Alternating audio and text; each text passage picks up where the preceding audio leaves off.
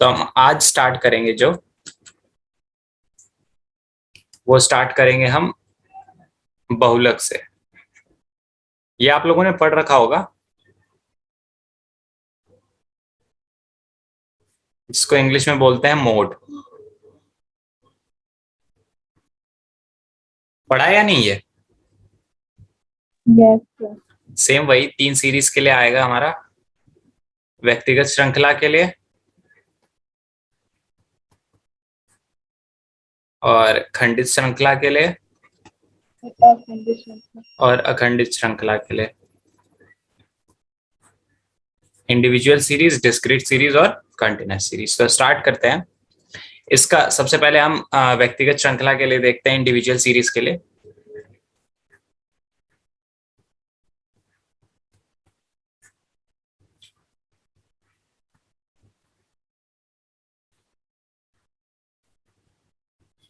तो देखो, एक सीरीज है। बहुलक का मतलब क्या होता है पहले ये समझ लेना, कि जो सबसे ज्यादा टाइम्स रिपीट हो रहा हो, 10 बारी 12 बारी, जो भी सबसे ज्यादा टाइम्स रिपीट हो रहा हो वो हमारा क्या कहलाता है? बहुलक कहलाता है, या मोड कहलाता है। इंग्लिश में मोड बोलते हैं। तो देखो, एक हमारे पास सीरीज है 2 3 8 2 5 3 4 1 2। इसमें सबसे ज्यादा बारी क्या रिपीट हो रहा है? देखो, 2 कितनी बार आ रहा है? 1 2 3। 2 अपना 3 बारी आ रहा है, 1 अपना 1 बारी आ रहा है, 3 अपना 2 बारी आ रहा है, ठीक है, और 3 2 बारी आ रहा है, 4 1 बारी आ रहा है,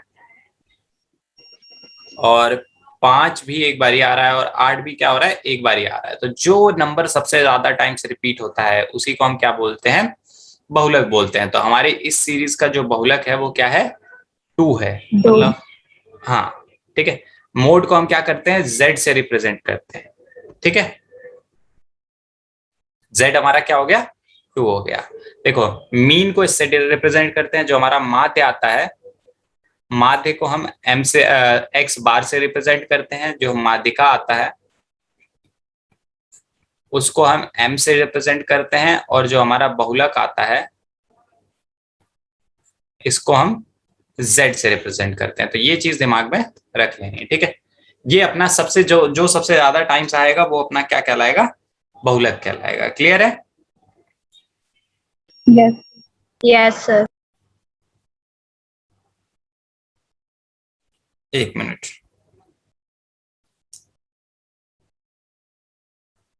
ठीक है, ये तो पहला हो गया व्यक्तिगत श्रृंखला के लिए। अब दूसरा अपने पास क्या आएगा? जो दूसरी कैटेगरी निकल के आएगी वो होगी हमारी खंडित श्रृंखला के लिए, मतलब डिस्क्रीट। तो ये सीरीज कुछ ऐसी होती है।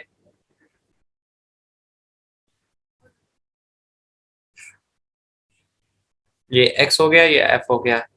10 20 30 40 50।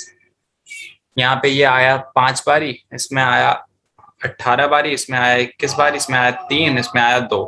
तो यहाँ पे इसका मतलब समझ रहे हो? इसका क्या क्या चीज ये बोलना चाह रहा है? ये जो सीरीज है इसका मतलब समझ रहे हो? कि जिन बच्चों के एग्जाम्पल ले लेते हैं कि एक क्लास में स्टूडेंट है, उसमें क्या हुआ, हमने अलग अलग मार्क्स की कैटेगरी बना दी है। कुछ बच्चों के 10 मार्क्स आए हैं, कुछ बच्चों के 20 आए हैं, कुछ के 30, कुछ के 40, कुछ के 50। जिनके 10 मार्क्स आए हैं वो कितने बच्चे हैं हमारे यहाँ पे? 5 बच्चे हैं। जिनके 20 मार्क्स आए हैं वो कितने बच्चे हैं? 18 बच्चे हैं। जिनके 30 मार्क्स आए हैं वो 21 बच्चे हैं। जिनके 40 मार्क्स आए हैं वो 3 बच्चे हैं, और जिनके 50 मार्क्स आए हैं वो कितने बच्चे हैं? 2 बच्चे हैं। ठीक है, ये हमारी क्या हो गई? एक हमने कैटेगरी बना दी है। तो बहुलक का मतलब क्या होता है? जो सबसे ज्यादा बारी आया हुआ है, जो सबसे ज्यादा टाइम्स रिपीट हुआ है, उस चीज को हम बोलते हैं बहुलक। तो यहाँ पे सबसे ज्यादा नंबर किस कैटेगरी में आए हैं बताओ?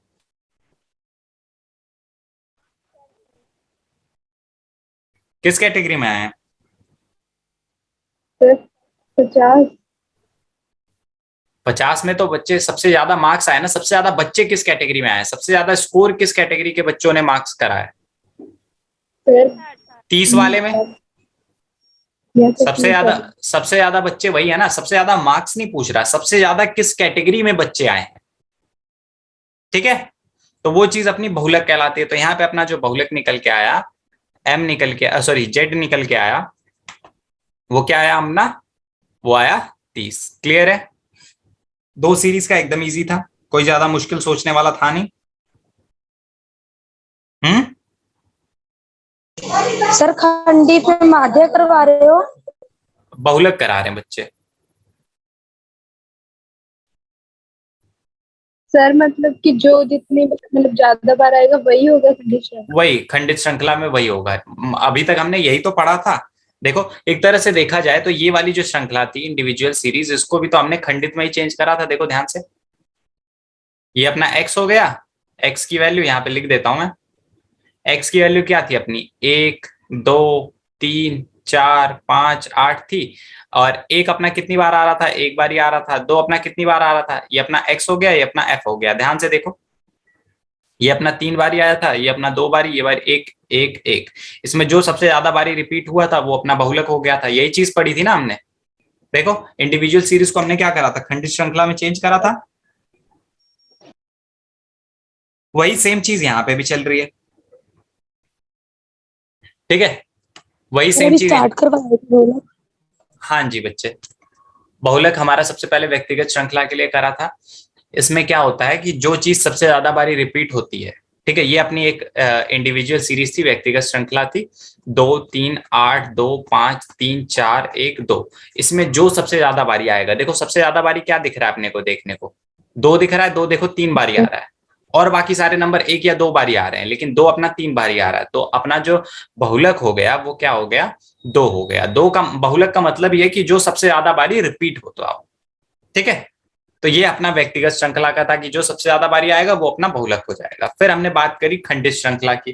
खंडित श्रृंखला में क्या था कि एक्स अपना ऐसा होता है 10 20 30 40 50, और फ्रीक्वेंसी अपने को दे रखी थी, आवृत्ति या बारंबारता बोलते हैं, वो दे रखी थी 5 18 21 3 और 2। तो यहाँ पे भी सेम वही कॉन्सेप्ट होता है कि जो सबसे ज्यादा बारी रिपीट होगा वो हमारा क्या कहलाएगा, बहुलक कहलाएगा। तो यहाँ पे जो वैल्यू सबसे ज्यादा बारी रिपीट हो रही है वो क्या है, 21 है। 30 बच्चों के बहुत ज्यादा मार्क्स आ रहे हैं, 21 लड़के लेके आए हैं। ठीक है, हमने एग्जांपल लिया था कि एक क्लास में हमने कुछ इंटरवल डिसाइड करा कि कुछ बच्चों के मार्क्स 10 आए थे, कुछ के 20 आए थे, कुछ के 30 आए थे, कुछ के 40, कुछ के 50। तो हमने देखा, जब हमने काउंट करा तो जो 5 बच्चे थे उनके मार्क्स 10 आए हैं, 18 बच्चों के मार्क्स 20 आए हैं, और 21 बच्चों के मार्क्स 30 आए हैं, 3 बच्चों के मार्क्स 40 आए हैं, और 2 बच्चों के मार्क्स 50 आए हैं।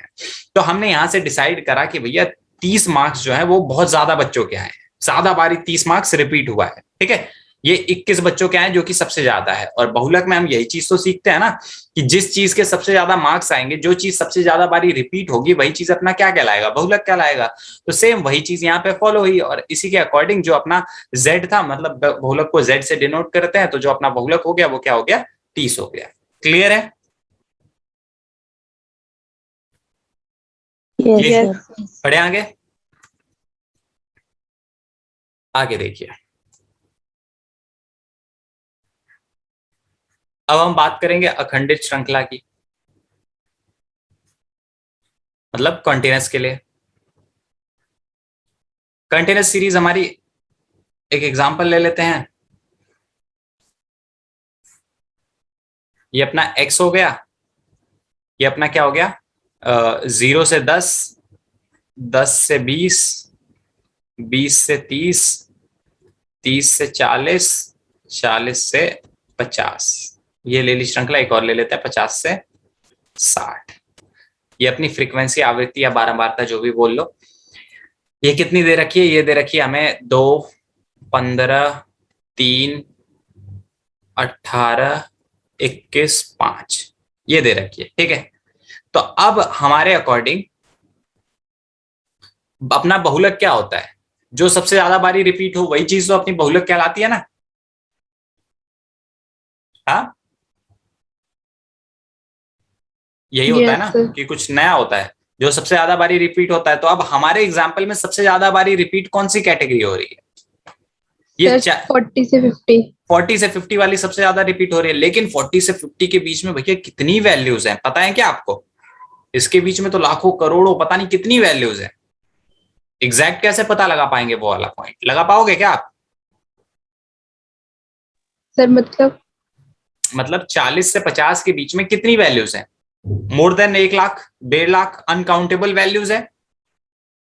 अब उनमें से एग्जैक्ट अपना z कौन सा होगा, एग्जैक्ट 45 होगा या 45.14 होगा, ठीक है, कौन सी एग्जैक्ट वैल्यू होगी, ये कैसा पता लगाएंगे? तो इसके लिए हम एक फॉर्मूला यूज करते हैं, वो फॉर्मूला हमारा क्या कहता है, L1 plus F1 minus F0 upon में 2F1 minus F0 minus F2 into आई, ये यूज होता है फॉर्मूला, ठीक है। तो देखो अपने को पता लग गया है कि सबसे बड़ी जो कैटेगरी है वो 40 से 50 की है, तो 40 से 50 जो होता है वो अपना मॉडल क्लास कहलाता है, सॉरी 40 से 50 जो है वो अपना क्या कहलाएगा, मॉडल क्लास कहलाएगा, क्लियर है। और इसकी जो फ्रीक्वेंसी होगी उसको F1 से डिनोट करेंगे, किससे डिनोट करेंगे, F1 से, और इसके जस्ट ऊपर वाली फ्रीक्वेंसी उसको किससे रिप्रेजेंट करेंगे, F0 से, और इसके नीचे वाली फ्रीक्वेंसी को किससे रिप्रेजेंट करेंगे, F2 से, F2 से। और इनके बीच का यहां से L1 की अगर मैं वैल्यू देखूं तो L1 क्या हो जाएगी, ये अपनी लोअर लिमिट इसकी L1 होती है, ठीक है, तो ये कितना हो जाएगा, 40 हो जाएगा। और आई क्या होता है, इनके बीच का डिफरेंस होता है, तो इनके बीच में डिफरेंस कितना है, 10 है। अच्छा हमारे एग्जांपल में 10 है, कोई भी डिफरेंस हो सकता है, 2.5 3 जितना भी हो, कोई भी डिफरेंस हो सकता है, ठीक है। उसके बाद अपने पास F1 भी आ चुका है, F1 अपना है 21, F0 है अपना 18 और F2 अपना है 5। सारी चीजें आ चुकी हैं, बस फॉर्मूले में पुट करें सीधा। तो Z की वैल्यू देखते हैं, L1 हो जाएगा 40 प्लस 21 माइनस 18 अपॉन में 21 का डबल कितना हो जाएगा, 42 माइनस F0 की वैल्यू अपनी, F0 की वैल्यू कितनी थी अपनी, 18 माइनस F2 की वैल्यू 5 इंटू 10। सॉल्व करते हैं इसको, ये हो गया 40 प्लस 21 माइनस ये कितना हो जाएगा 3 अपॉन में, ये देखो ये दोनों मिला के कितने हो रहे हैं, 23 हो रहे हैं, तो यहाँ पे 19 आ जाएगा, यस सर, ठीक है, इंटू 10। सॉल्व करते हैं इसको, ये हो जाएगा 40 प्लस 30 डिवाइडेड बाई 19, 19 दूनी 38, तो ये हो जाएगा 40 पॉइंट प्लस 1.19 दूनी 38, तो ये बच रहा है 19 से कम 19 11 19 दूनी 48 1.6 समथिंग आएगा, ठीक है, 1.6 समथिंग ये आ जाएगा, तो ये हो जाएगा 41.6 जो होगा ये अपना क्या आ जाएगा, Z की वैल्यू आ जाएगी, Z की वैल्यू क्या आ जाएगी 41.6, क्लियर है। यस तो सर पॉइंट में भी आ सकती है ना, बिल्कुल बहुलक पॉइंट में भी आ सकता है, कोई दिक्कत नहीं भाई, इनके बीच में कोई भी नंबर आ सकता है ना, ये 40 से 50 के बीच में कोई भी नंबर आ सकता है, वो आपका पॉइंट में हो या किसी में भी हो, ठीक है, उससे अपने को फर्क नहीं पड़ता, वो तो कोई भी नंबर हो सकता है, ठीक है। एक और दोबारा बता दो। चलिए बताता हूं, ये हमारी सीरीज थी, यहाँ पे ये क्वेश्चन अपने को दिया हुआ था 0 से 10, 10 से 20, 20 से 30, 30 से 40, 40 से 50, 50 से 60। अपने को ये पता है कि जो वैल्यू सबसे ज्यादा टाइम्स तक रहती है, ठीक है, जो वैल्यू सबसे ज्यादा बारी रिपीट होती है वो अपनी बहुलक कहलाती है, वो अपना मोड कहलाता है। यहाँ पे मैंने ध्यान से देखा तो मुझे जो मोड मिला वो क्या मिला, वो मॉडल क्लास मिली मुझे 20 से 30 के बीच, 40 से 50 के बीच में सबसे ज्यादा बच्चे आ रहे थे, 21 बच्चे आ रहे थे, तो मेरी क्या हो गई, ये मॉडल क्लास हो गई, ठीक है, ये मेरा मॉडल वर्ग हो गया। अब यहाँ पे जो सबसे बड़ी फ्रीक्वेंसी होती है पूरी सीरीज में, जो सबसे बड़ी फ्रीक्वेंसी होती है उसको हम F1 का नाम देते हैं, ठीक है, और इसके जस्ट ऊपर वाली फ्रीक्वेंसी को क्या करेंगे, F0 का नाम देंगे, और उसके जस्ट नीचे वाली फ्रीक्वेंसी को हम किसका नाम देंगे, F2 का नाम देंगे, ठीक है। उसके बाद ये जो अपनी मॉडल क्लास आई है, इसकी जो ये वाली फ्रीक्वेंसी होती है, नीचे वाली लोअर फ्रीक्वेंसी होती है, उसको हम लोअर इंटरवल होता है, उसको हम क्या बोलते हैं, उसको हम बोलते हैं L1। तो यहां से अपनी L1 की वैल्यू 40 आ गई, और इन दोनों के बीच का जो डिफरेंस होता है, ये तो हमने पढ़ रखा है ना, पहले से भी पढ़ते हुए आ रहे हैं, वो चीज अपनी क्या हो जाएगी, वो चीज आई हो जाएगी। अपने पास F1 भी है, F0 भी है, F2 भी है, हमारा जो फॉर्मूला था वो था L1 plus F1 minus F0 upon में 2F1 minus F0 minus F2 into आई, ये अपना फॉर्मूला था। इस फॉर्मूले में मैंने सारी वैल्यू पुट करी, L1 की वैल्यू अपनी थी 40 प्लस F1 की वैल्यू अपनी थी 21 माइनस F0 की वैल्यू 18 थी, डिवाइडेड बाई 2f1। तो f1 अपना 21 था, 21 को 2 से मल्टीप्लाई करा तो कितना आया, 42 आया। 42 माइनस f0, f0 अपना कितना है, f0 अपना कितना है, देखो यहाँ पे 18 माइनस f2, f2 कितना है 5 है, इंटू 10। ये हो गया, क्लियर है। यहाँ पे वैल्यू पुट कर दी, उसके बाद हमने क्या करा, इसे सॉल्व करना शुरू करा। ये हो गया 40 प्लस 3/19 इंटू 10। ये हो गया 40 प्लस 30/19, यहाँ पे ये 30 से मल्टीप्लाई हो गया 30/19।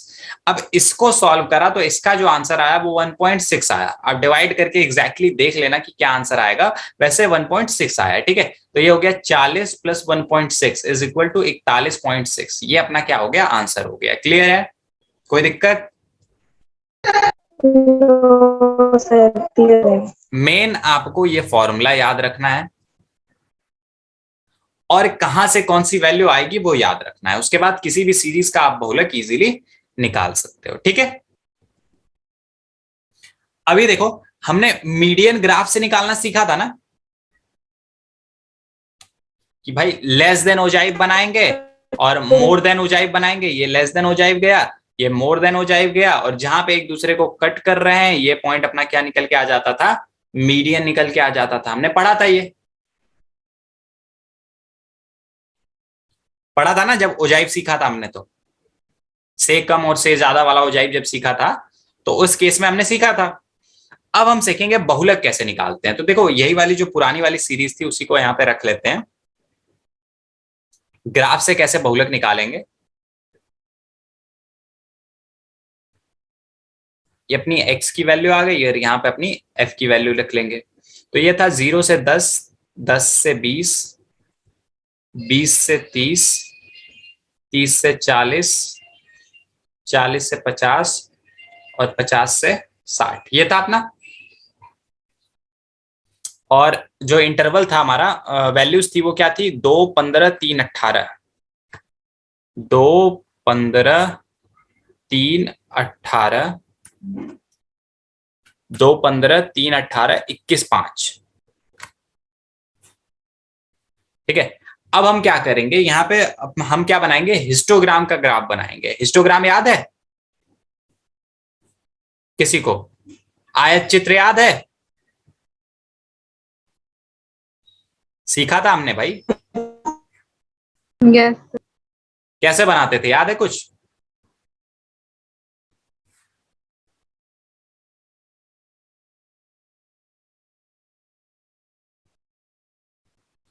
ये हो गया 10, 20, 30, 40, 50, 60, 70।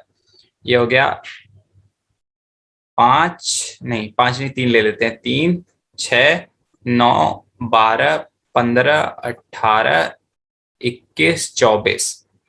ये हो गया 3, 6, 9, 12, 15, 18, 21 और 24। ठीक है, यहाँ पे अपना f आ गया, यहाँ पे अपना x आ गया।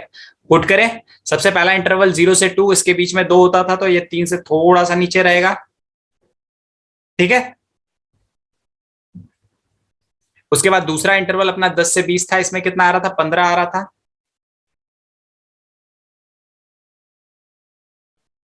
ये आ गया, याद है ना, ऐसे ही बनता था आयत चित्र।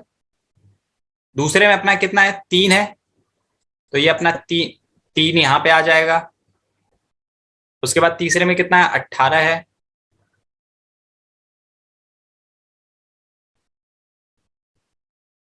फिर इसमें कितना है, 21 है।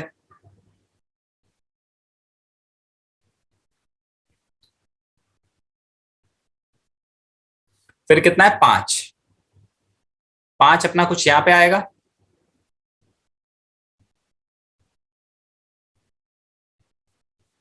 अब क्या करना है, ध्यान से देखना।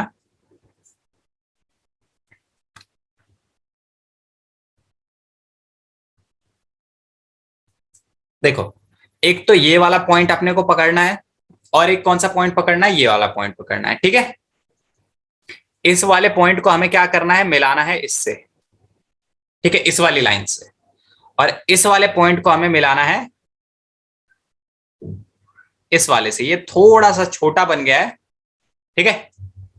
इसको हमें क्या करना है, इससे मिलाना है, और जहां पे ये एक दूसरे को कट कर दे, ये पॉइंट पे कट कर रहा है ना, इस पॉइंट को हम क्या बोलेंगे, इसी पॉइंट को हम बोलेंगे बहुलक। ठीक है, ये जो पॉइंट है इसी को नीचे मिला दो, तो ये पॉइंट अपना क्या निकल के आ जाएगा, ये निकल के आ जाएगा बहुलक। क्लियर है, ये वाला पॉइंट। यस। ठीक है, अभी थोड़ा सा मिलाने में दिक्कत हो रही है, मैं क्या कर रहा हूं, एक फ्रीक्वेंसी को थोड़ा सा चेंज कर देते हैं। क्या करते हैं, फ्रीक्वेंसी को थोड़ा सा यहां पे चेंज कर देते हैं, इसको क्या कर देते हैं, 12 ले लेते हैं या 15 ले लेते हैं, 15 ले लेते हैं, तब अपना ग्राफ कैसे बनेगा देखो, तब हमारा ग्राफ 15 यहां से बनेगा।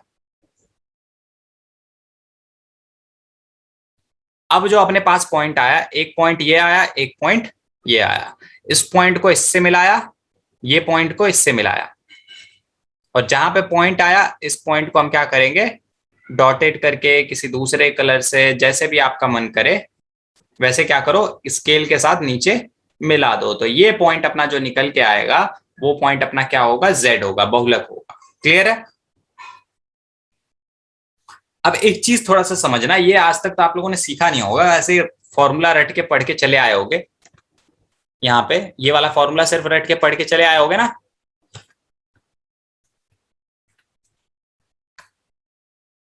जब 10th में पढ़ा होगा तो ये फॉर्मूला सिर्फ रट के पढ़ के आए होगे।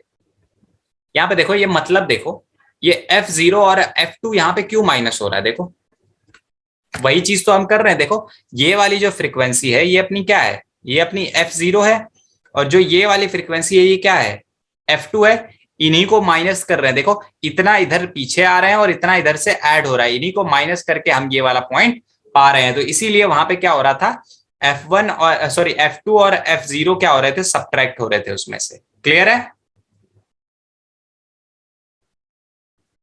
कोई दिक्कत? No sir. पक्का, चले आगे। यस। अब एक क्वेश्चन आ जाता है कि भाई एक ही क्वेश्चन में आपको क्या करनी है, तीन चीजें कैलकुलेट करनी है। आपको माध्य भी कैलकुलेट करना है, आपको माध्यिका भी कैलकुलेट करनी है, और आपको बहुलक भी कैलकुलेट करना है। तीनों चीजें कैलकुलेट करनी है। तो आपने माध्य भी निकाल लिया, माध्यिका भी निकाल ली, तब आप बहुलक कैसे निकालोगे? तो इसके लिए एक फॉर्मूला होता है कि Z इज इक्वल टू, क्या होता है, ये होता है 3 मीडियन माइनस 2 मी। ठीक है, ये हमारा फॉर्मूला होता है। इसको अगर मैं पूरा प्रॉपर लिखना चाहूं तो बहुलक इज इक्वल टू 3 माध्यिका माइनस 2 माध्य। ठीक है, अगर इंग्लिश में लिखूं तो mode is equal to median, 3 median minus 2 mean. ठीक है, ये फॉर्मूला यूज होता है अगर हमारे पास दे रखा है कि जैसे हमें बहुलक दे रखा है, बहुलक को Z से रिप्रेजेंट करते हैं, ये याद रख लेना। बहुलक दे रखा है अपने को, सॉरी ये मिसिंग है, बहुलक क्या है, मिसिंग है। हमें माध्यिका दे रखी है 20, और माध्य दे रखा है जो, वो दे रखा है 30। तो अपने को बहुलक फाइंड करना है, Z फाइंड करके निकालना है। निकाल लोगे, निकाल लोगे या नहीं? निकाल के दिखाओ सारे जल्दी।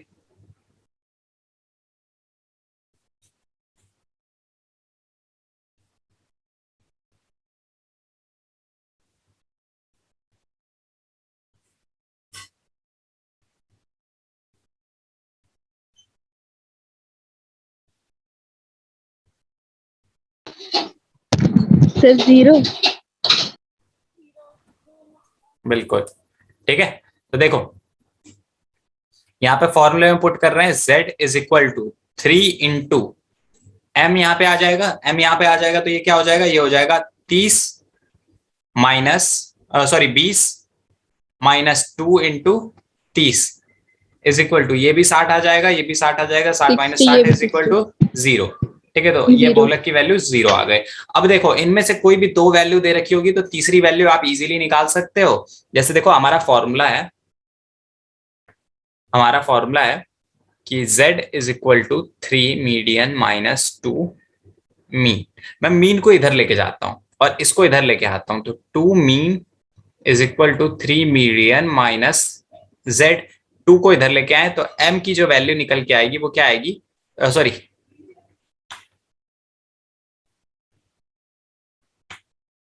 ये x बार है। ठीक है, तो यहां से अगर मैं x बार की वैल्यू निकालूं, मतलब मीन की वैल्यू निकालूं अपने माध्य की, तो वो क्या हो जाएगी, ये हो जाएगी, ये फॉर्मूला बन जाएगा। यस। ठीक है, तो अगर दो वैल्यूज दे रखी हैं अपने पास, माध्यिका और बहुलक दे रखा है, तो उससे माध्य निकाल सकते हैं। इसी तरीके से इसी वाले फॉर्मूले को अगर मैं कुछ ऐसे देखूं कि इस वाली वैल्यू को इधर लेके जाऊं, तो z प्लस 2 माध्यिका, ठीक है, मतलब x बार डिवाइडेड बाई 3, ये क्या हो जाएगा, ये मेरा माध्यिका का फॉर्मूला हो जाएगा।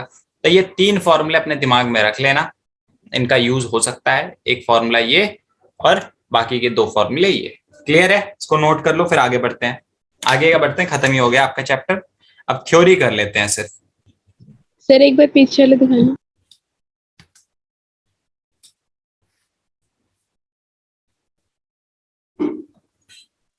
सर आपने सिर्फ नेक्स्ट दो फॉर्मूले दिखाए हैं, वो वाले दिखा दीजिए।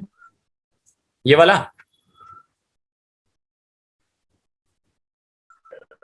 नो सर, जो जो अभी दूसरा। जस्ट करवाए हैं। ये एक तो ये है, उसके बाद एक ये है।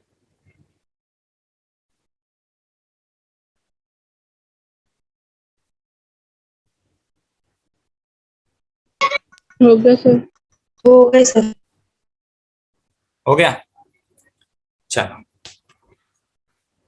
अब एक चीज आपको याद है, आपने अभी तक ये जो पूरा चैप्टर पढ़ा, इसमें हमने तीन चीजें देखी, चार चीजें मान लो देखी। एक देखा हमने क्वार्टाइल डेविएशन, ठीक है, एक तरह से जो क्वार्टाइल डेविएशन था, चतुर्थक था, वो मीडियन का ही पार्ट था, मीडियन को ही बनाया गया है ना। देखा जाए तो सारी चीजें सेम ही थी ना, मीडियन की थी। हमने माध्यिका पढ़ी, माध्य पढ़ा, और क्या पढ़ा, और उसके बाद बहुलक पढ़ा, ये तीसरा पॉइंट बहुलक पढ़ा। ये तीन चीजें हमने पढ़ी, ठीक है। और जो हमारा क्या कहते हैं माध्य था, उसको हम ग्राफ से निकाल पाए क्या? सर क्या? ग्राफ से माध्य को निकाल पाए क्या आप?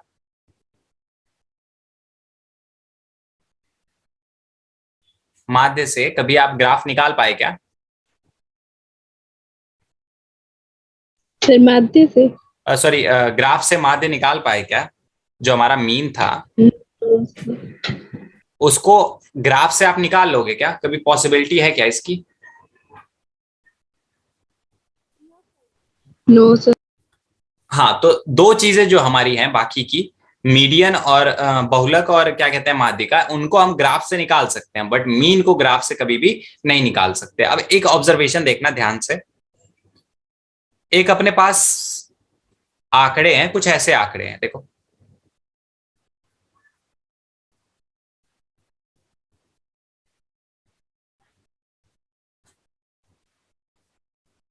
कुछ ऐसा आंकड़ा है, इसको हम बोलते हैं नॉर्मल डिस्ट्रीब्यूशन।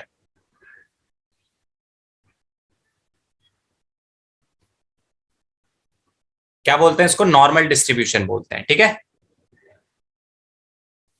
ध्यान से सर हिंदी समझना। में क्या बोलते हैं? हिंदी में एग्जैक्ट बच्चे पता नहीं है, ये वैसे आपके सिलेबस का पार्ट भी नहीं है, बट थोड़ा सा बता दे रहा हूं मैं नॉलेज के लिए, क्योंकि आगे भी अगर यूज करोगे ना तो थोड़ा हो जाएगा, यूज हो जाएगा ये इन फ्यूचर पढ़ने के लिए, ठीक है। तो इसलिए बता रहा हूँ क्योंकि आगे एंट्रेंस वेंट्रेंस देना होगा तो उसमें ये चीज पूछता है। इसको हम बोलते हैं नॉर्मल डिस्ट्रीब्यूशन। नॉर्मल डिस्ट्रीब्यूशन क्या होता है कि जैसे मैंने आप क्लास का टाइम रखा, क्लास का टाइम मैंने क्या रखा, मैंने 7 बजे का टाइम रखा था क्लास का। तो क्या हुआ कि जो ज्यादातर बच्चे थे, ये रख देता हूं, ठीक है, ज्यादातर बच्चे थे वो कितने बजे, ये 7 बजे का टाइम है, 7 PM का। ज्यादातर बच्चे तो यहीं पे आए। कुछ बच्चे क्या थे, बहुत अच्छे बच्चे थे, वो थोड़ा सा पहले ही चले आए, ठीक है, क्लास अटेम्प्ट करने क्या करे, थोड़ा सा पहले ही चले आए।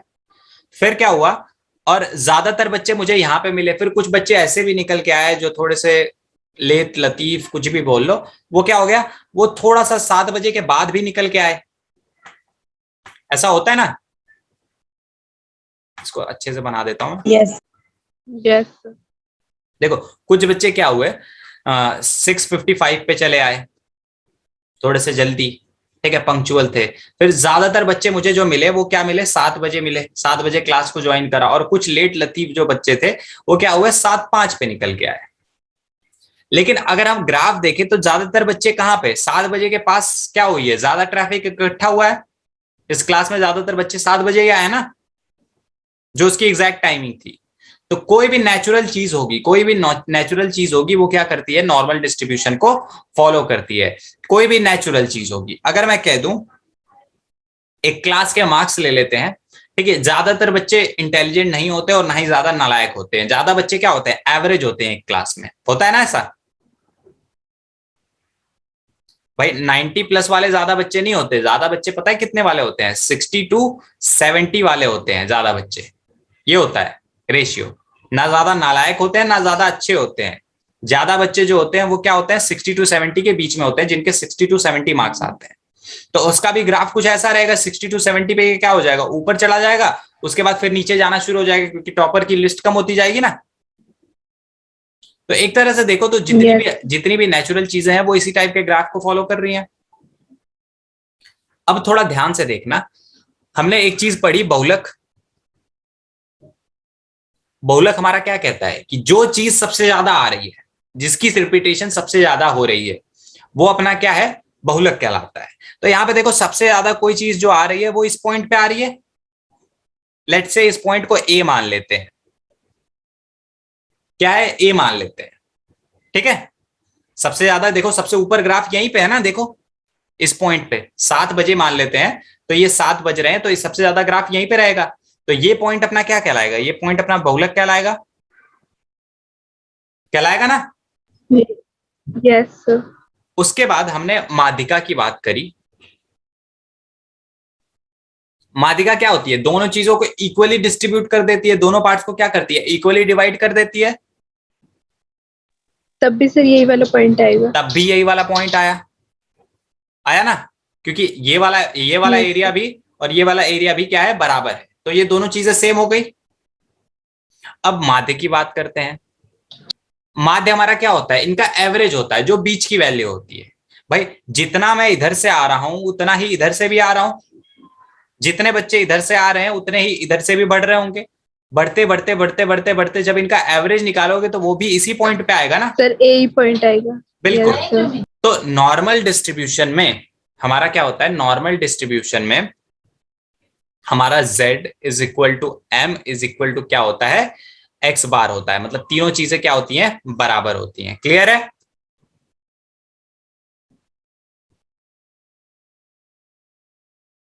क्लियर है ना ये पॉइंट। अब कई बारी कई चीजों के एंट्रेंस वेंट्रेंस के एग्जाम देते हो तो पूछ देता है कि भाई कौन सी ऐसी कंडीशन है जहां पे क्या होता है कि मीन मीडियन मोड तीनों चीजें बराबर आती हैं, तो आप सीधा बिना सोचे बोल दो कि भाई नॉर्मल डिस्ट्रीब्यूशन का जो ग्राफ होता है वहां पे मीन मीडियन मोड तीनों चीजें क्या होती हैं, बराबर आती है। क्लियर है, जो भी नेचुरल चीज है उसका ग्राफ यही निकल के आता है जनरली। Okay sir. चलिए आगे बढ़ते हैं। अब हम देखेंगे, भाई हमने मीन निकालना तो सीख लिया, माध्य निकालना सीख लिया ना। सर लेकिन ये था क्या जो अभी आपने भी कराया। ये बस एक समझने वाली चीज है कि कौन सी ऐसी जगह है जहां पे माध्य माध्यिका और माध्य माध्यिका और बहुलक कहाँ बराबर होते हैं, ये अपने को जानना है। ठीक है, ऐसी जगह पे जो चीज क्या कर रही हो, नॉर्मल डिस्ट्रीब्यूशन को फॉलो कर रही हो, जो चीज नेचुरली चल रही हो, क्या कर रही हो, नेचुरली चल रही हो, वो चीज हमारी क्या होती है, वो उसका जो पॉइंट होता है, ठीक है, उसका जो मीन होता है, वहीं पे क्या होता है, माध्यिका भी होती है, बहुलक भी होता है। ठीक है, ओके सर। ये आपके सिलेबस का पार्ट नहीं है, पहले ही बता दे रहा हूं, बस नॉलेज के लिए मैंने बताया है। ठीक है, कई बार एंट्रेंस वेंट्रेंस में पूछा जाता है, फ्यूचर में कोई एंट्रेंस देना है ना, डीयू में तो जाना है ना, तो इसलिए ये है। ठीक है, अब देखो माध्य के गुण देखते हैं। मेरिट्स ऑफ मीन, मीन हमने पढ़ लिया, ठीक है। अब जानते हैं कि भाई इसके फायदे क्या क्या है।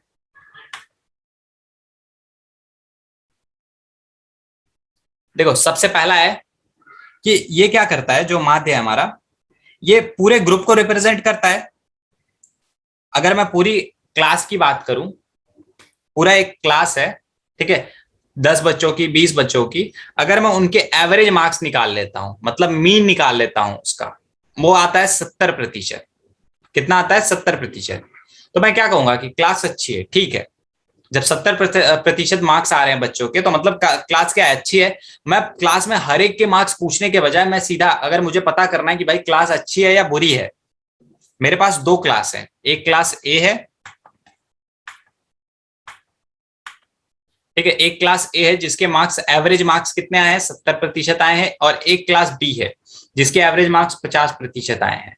मैं कंपैरिजन करने जाऊंगा तो क्लास के हर एक बच्चे से, मान लो इसमें 50 बच्चे हैं, इसमें 50 बच्चे हैं, और इसमें कितने हैं? इसमें 20 बच्चे हैं, ठीक है। इन हर एक बच्चों के तो मैं मार्क्स कैलकुलेट नहीं करूंगा ना, सब ये सॉरी 20 है।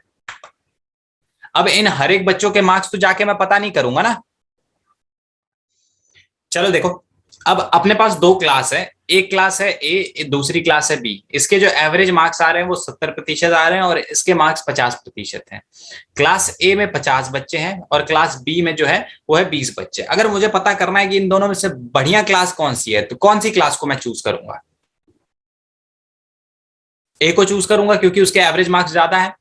अगर मैं एक एक बच्चे से जाऊं पता करने कि भैया तुम्हारे कितने मार्क्स आए थे, तुम्हारे कितने मार्क्स आए थे, तुम्हारे कितने मार्क्स आए थे, तुम्हारे कितने मार्क्स आए थे, तो मुझे बहुत ज्यादा टाइम लगेगा ना। बट इसी के कंपैरिजन में अगर मैं क्या करूं, सीधा इनके एवरेज मार्क्स देख लूं, तो मुझे कैलकुलेशन मेरी इजी हो जाएगी। सीधा देखते ही मैं बता दूंगा कि भैया 70% इस क्लास के मार्क्स आए थे, मतलब क्लास ए क्या है? बढ़िया क्लास है, ठीक है। इन दोनों क्लास के कंपैरिजन में ये क्या है? ए क्लास, जो ये बी है उसके कंपैरिजन में ए बढ़िया है। तो जो मीन है वो क्या कर रहा है? पूरे ग्रुप को रिप्रेजेंट कर रहा है, पूरे वर्ग को दर्शा रहा है ना, है कि नहीं? पूरी ए क्लास को रिप्रेजेंट कर रहा है ना, कि मतलब ए क्लास के बच्चों के मार्क्स 70% हैं। समझ में आया? यस तो ए हमारा क्या कर रहा है? पूरे ग्रुप को रिप्रेजेंट कर रहा है। तो वही कह रहा है कि ए माध्य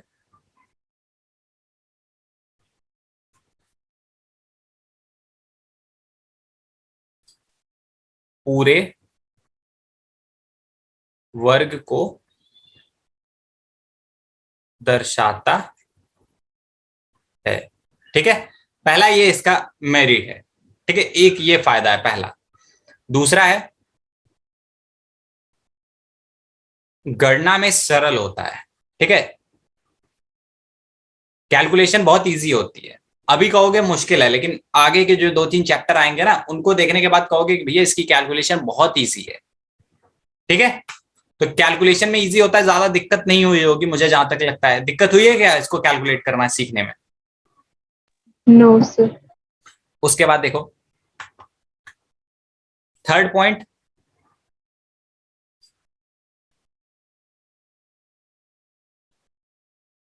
थर्ड पॉइंट देखो,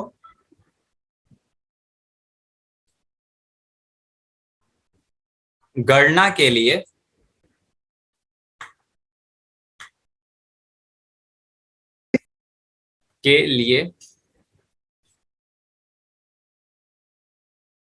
व्यवस्थित करने की कोई जरूरत नहीं।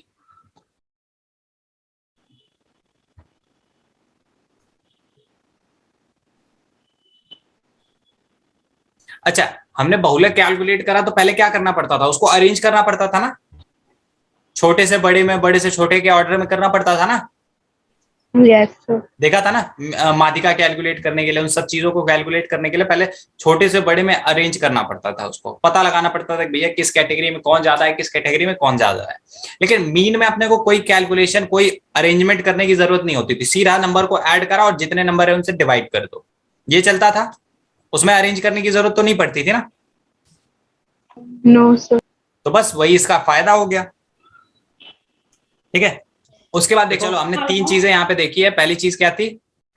माध्य पूरे वर्ग को दर्शाता है, ठीक है, पूरे ग्रुप को रिप्रेजेंट करता है। उसके बाद गणना में सरल होता है, ठीक है, और गणना करने के लिए व्यवस्थित करने की अपने को जरूरत नहीं होती। और एक लास्ट पॉइंट लिख लो इसका कि माध्य निश्चित होता है।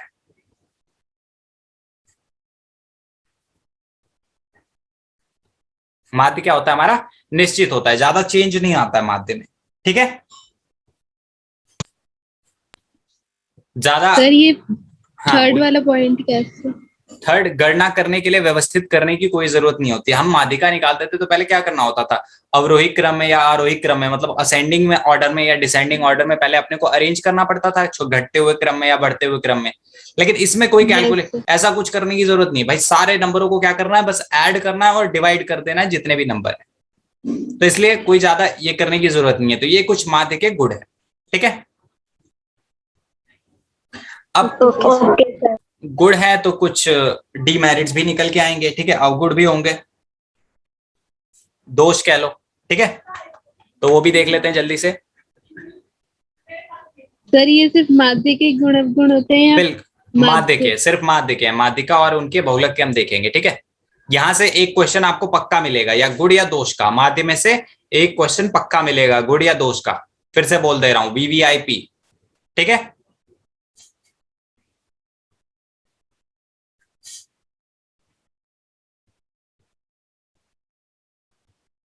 डीमेरिट्स ऑफ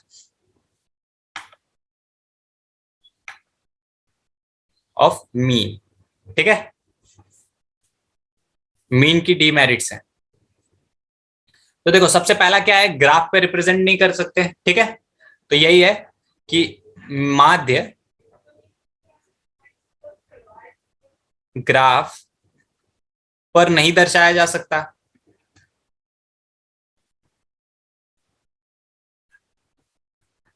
ये हमने देखा था ना। आप लोग कर सकते हो क्या रिप्रेजेंट? भाई मेरी तो पॉसिबिलिटी नहीं है। No sir. ठीक है, चलो पहला ये है। दूसरा ये है कि ये सिर्फ नंबर्स का निकलता है। माध्य कभी भी एल्जेब्रिक नंबर का XYZ का निकाल सकते हो क्या? No sir. ठीक है, तो ये क्या होता है, यह सिर्फ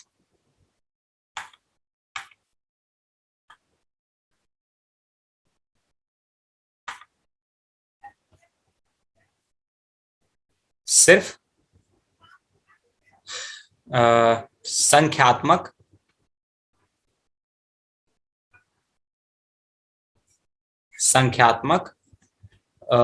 चरों का निकलता है।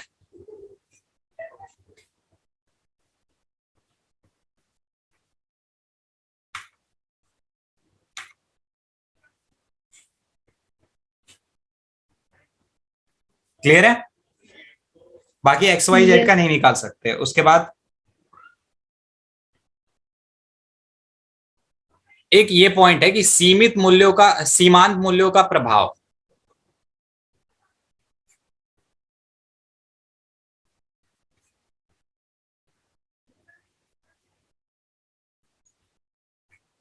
क्या होता है, ये देखो दो नंबर है, ध्यान से समझना, बस ये लास्ट पॉइंट है, इसके बाद हम क्या ओवर कर देंगे क्लास। अपने पास 3 नंबर्स हैं, एक नंबर है 100, एक नंबर है 5 और एक नंबर है 15। ठीक है, 3 नंबर है। इनका अगर मैं माध्य निकालूं, ठीक है, हम एक कंक्लूजन निकाल रहे हैं, एक एग्जांपल ले लेते हैं कि ये क्या है, हमारी इकोनॉमी में 3 लोग हैं, एक ए है, एक बी है और एक सी है। मतलब हमारी कंट्री में 3 लोग हैं। कौन कौन? ए, बी और सी, 3 लोग हैं। ए कितना कमाता है? ए 100 रुपए कमाता है, बी 5 रुपए कमाता है और सी कितना कमाता है? 15 रुपए कमाता है। ठीक है,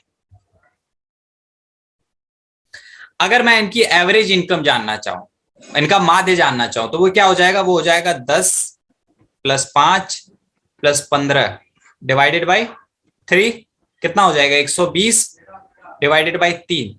इसका कितना कंक्लूजन निकलेगा? 40।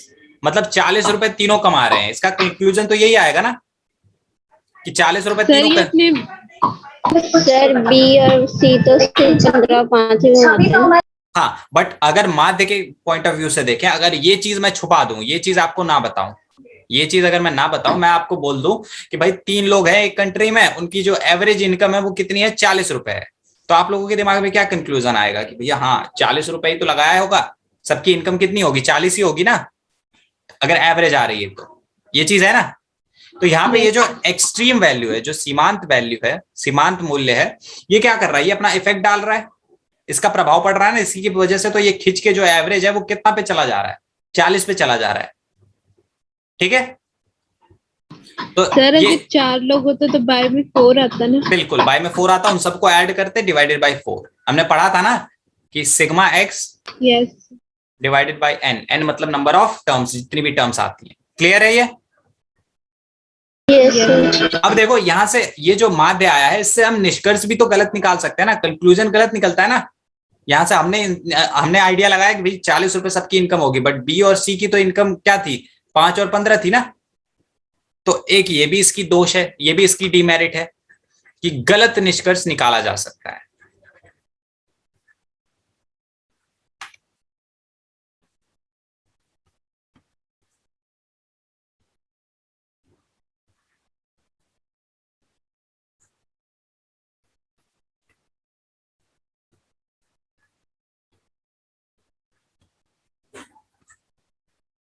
बस ये इतना क्लियर है, इन दोनों में से पक्का एक चीज आपको देखने को मिलेगी, या तो ये या तो ये।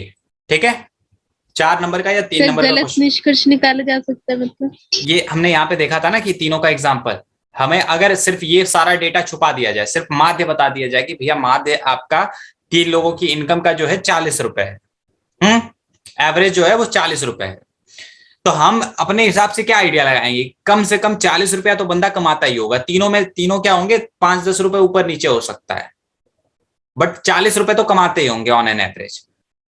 ये आइडिया लगेगा कि नहीं? लेकिन Yes, जब हम सच्चाई Yes, देखेंगे sir. तो सच्चाई क्या निकल रही है, सच्चाई निकल रही है भाई कि एक 5 कमा रहा है, एक 15 कमा रहा है, और एक क्या कमा रहा है, 100 कमा रहा है।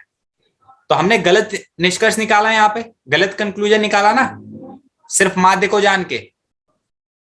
तो माध्य क्या करता है, गलत Yes. निष्कर्ष भी प्रोवाइड करता है, गलत निष्कर्ष भी निकालता है। तो वही चीज यहाँ पे लिखी हुई है। ये कुछ 4 पॉइंट है, ये पॉइंट नोट कर लीजिए, वीवीआईपी है। ठीक है,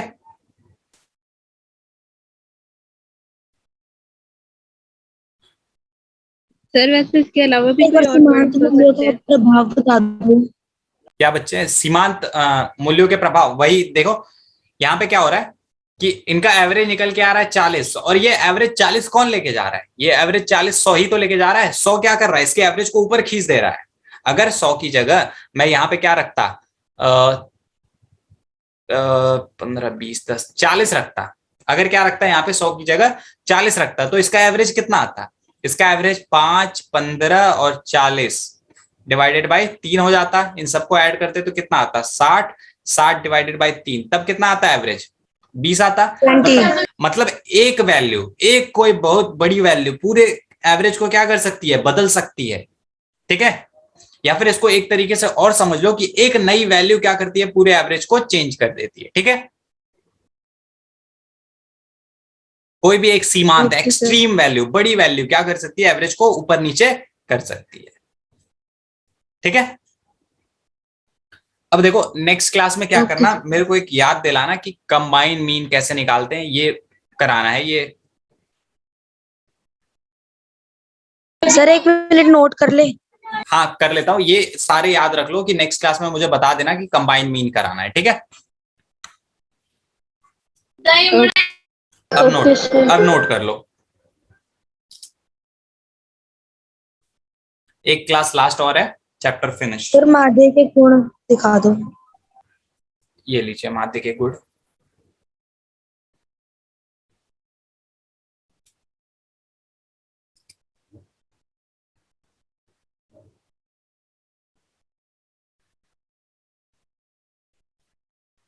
सर आपने 4th पॉइंट क्या लिखा है, माध्य निश्चित निश्चित होता का है। मतलब।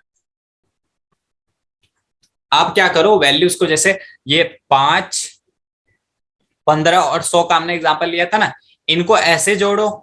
ठीक है, इनका ऐसे एवरेज निकालो, या 100 5 15, या 15 15 5 100, ऐसे करके किसी भी तरीके से निकालो, इनका माध्य सर सेम ही बात आएगा, एक ही होगी। इनका माध्य एक ही आएगा। तो वही चीज कह रहा है कि माध्य निश्चित होता है, नंबर को आगे पीछे ऊपर नीचे कैसे भी कर लो, उनका माध्य सेम आएगा। ठीक है। Yes sir.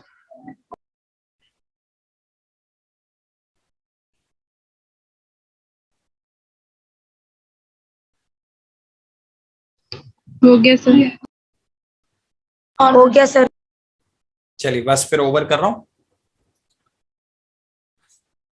नेक्स्ट क्लास में ये चैप्टर खत्म हो जाएगा। फिर जैसा मैम ने कहा कि 1-to-1 कम्युनिकेशन होगा, आप लोगों से एक एक चीज पूछी जाएगी, हर दिन एक नया चैप्टर पहले से ही बता दिया जाएगा, वो पढ़ के आना है आपको, क्वेश्चंस पूछे जाएंगे, कुछ टाइम तक ये सारे प्रोसीजर चलेगा।